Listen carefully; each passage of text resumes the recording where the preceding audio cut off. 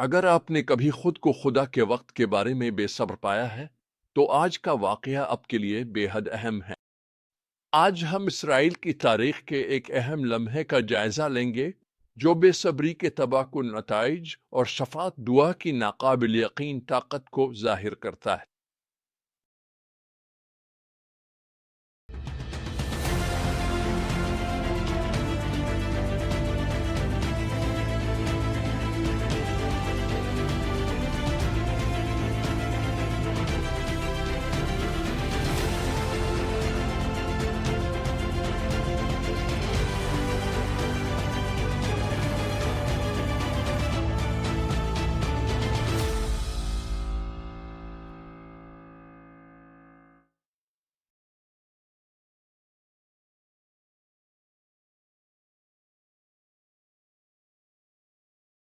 آئیے خروج 32 اور استثنا 9 میں جھانکتے ہیں، جہاں ہم بنی اسرائیل کے بت پرستی میں افسوسناک گرنے اور موسیٰ کی ان کے حق میں پرجوش شفاعت کو دیکھتے ہیں۔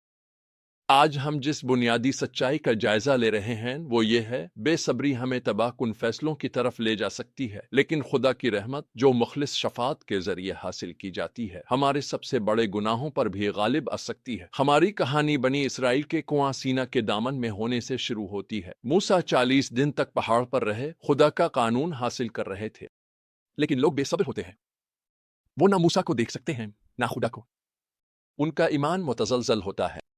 خروج 32:1 میں جب لوگوں نے دیکھا کہ موسیٰ پہاڑ سے نیچے آنے میں دیر کر رہے ہیں تو وہ ہارون کے گرد جمع ہو گئے اور کہا، ہمارے لیے ایسے معبود بنا دو جو ہمارے آگے آگے چل۔ یہ حیران کن ہے کہ وہ کتنی جلدی خدا کے معجزات اور اس کی اطاعت کے اپنے وعدے بھول گئے۔ ان کی بے صبری ایک گہرا مسئلہ ظاہر کرتی ہے، یعنی خدا کے وقت اور اس کے طریقوں پر بھروسے کی کمی۔ خدا کے وقت پر بھروسہ کرنا یہ صرف بنی اسرائیل کے لیے مشکل نہیں تھا، بلکہ یہ ان سب سے مشکل اسباق میں سے ایک تھا جو مجھے سیکھنے پڑے۔ میں 1980 کی گرمیوں میں رومانیہ میں داخل ہوا اور ایک حیرت انگیز دعابو کلیسا کو دیکھا جو خدا کو ایسے تلاش کر رہے تھے جیسے میں نے پہلے کبھی نہیں دیکھا تھا۔ 5 سال پہلے ایک پادری نے انہیں ملک میں بیداری کے لیے دعا کرنے کی دعوت دی تھی۔ انہوں نے دعا کرنا شروع کیا اور وہ دعا کرتے رہے، نہ صرف ایک ہفتے کے لیے، نہ صرف ایک سال کے لیے، بلکہ اس وقت تک وہ 5 سال سے دعا کر رہے تھے۔ جو ظلم و ستم اور مشکلات وہ جھیل رہے تھے وہ اور بھی بڑھ گئیں۔ میں نے ملک میں مزید 8 سال سفر کیا۔ لوگ مسلسل دعا کرتے رہے کہ ایک زبردست بیداری پورے ملک میں پھیل جائے، لیکن کچھ بھی نہیں ہوا۔ انہوں نے 15 سال تک دعا کی اور دن مزید تاریک ہوتے گئے۔ پھر گرفتار ہوا، ملک سے نکالا گیا، بتایا گیا کہ رومانیہ واپس نہیں آ سکتا۔ لیکن خدا کے مقرر کردہ وقت میں سب کچھ بدل گیا۔ ایک الہامی لمحے میں خدا نے مداخلت کی اور قوم ڈرامائی طور پر بدل گئی۔ میں تھک چکا تھا لیکن خدا نہیں تھا۔ اس کا وقت کامل تھا۔ اس نے 20ویں صدی کی سب سے بڑی بیداریوں میں سے ایک بھیجی، لیکن یہ اس کے وقت پر آئی، میرے وقت پر نہیں۔ ہمیں سیکھنا چاہیے کہ خداوند کا انتظار کیسے کریں، خاص طور پر قیادت میں موجود لوگوں کو۔ جب ہم بائبل کی عظیم کہانی واپس آتے ہیں تو ہم ہارون کی ایک رہنما کے طور پر المناک ناکامی دیکھتے ہیں۔ لوگوں کے مطالبات کے خلاف مضبوطی سے کھڑے ہونے کے بجائے وہ سمجھوتا کر لیتا ہے۔ وہ ایک سنہری بچھڑا بناتا ہے اور لوگ بت پرستی کی خوشی میں ڈوب جاتے ہیں۔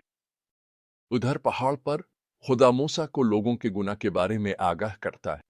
اس کا غضب بھڑک اٹھتا ہے، وہ انہیں تباہ کرنے کی دھمکی دیتا ہے۔ لیکن موسیٰ کے رد عمل پر غور کریں۔ استثنا باب 9 کی آیات 18 اور 19 میں ہم پڑھتے ہیں، پھر میں ایک بار پھر 40 دن اور 40 راتوں تک خداوند کے حضور سجدے میں گرا رہا۔ میں نے نہ روٹی کھائی اور نہ پانی پیا کیونکہ تم نے جو گناہ کیے تھے۔ میں خداوند کے غضب اور قہر سے ڈرا کیونکہ وہ تمہیں ہلاک کرنے کے لیے بہت غضبناک تھا۔ موسیٰ کی شفاعت طاقتور اور سبق آموز ہے۔ وہ لوگوں کے گناہ کا بہانہ نہیں بناتے، بلکہ وہ خدا کے کردار اور اس کے وعدوں کا حوالہ دیتے ہیں۔ وہ خدا کو عہد یاد دلاتا ہے، ابراہم، اسحاق اور یعقوب کے ساتھ۔ وہ خدا کی رحمت کی التجا کرتے ہیں، نہ اس لیے کہ لوگ اس کے مستحق ہیں، بلکہ خدا کے اپنے نام اور قوموں میں اس کی شہرت کی خاطر۔ जब मूसा पहाड़ से नीचे उतरते हैं, सुनहरी बिछड़ा देखते हैं, तो उनका गुस्सा खुदा के गुस्से का अक्कास है। वो शरीयत की तख्तियां तोड़ देते हैं, बुत को पेश कर राख बना देते हैं और उन लोगों पर फैसला सुनाते हैं जो तौबा से इनकार करते हैं।